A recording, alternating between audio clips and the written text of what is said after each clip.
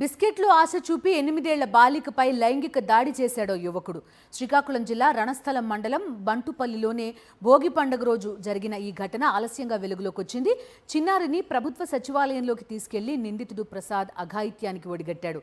MLA Eswar Rao స్వగ్రామంలోనే ఈ దారుణ ఘటన జరిగింది.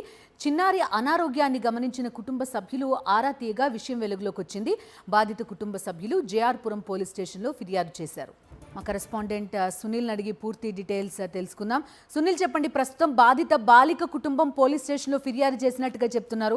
తదుపరి చర్యలు ఏమైనా తీసుకున్నారా? వివరాలేంటి?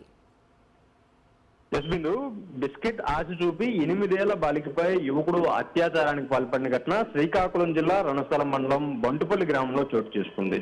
అయితే బాలికకు బిస్కెట్ ఇస్తానని ఆశ చూపి ప్రభుత్వ సచివాలయ భవనంలోకి తీసుకెళ్లి నిందితుడు ప్రసాద్ ఈ దారుణానికి పాల్పడ్డాడు. అయితే హెచ్చర్ల ఎమ్మెల్యే ఈశ్వర్రావు స్వగ్రామంలో ఈ దారుణమైన ఘటన వెలుగు చూడడమే కాకుండా నిందితుడు ప్రసాద్ కు ఎమ్మెల్యేతో సన్నిహిత సంబంధాలు ఉన్నట్లు కూడా బాధిత కుటుంబ సభ్యులు కూడా చెబుతున్నారు.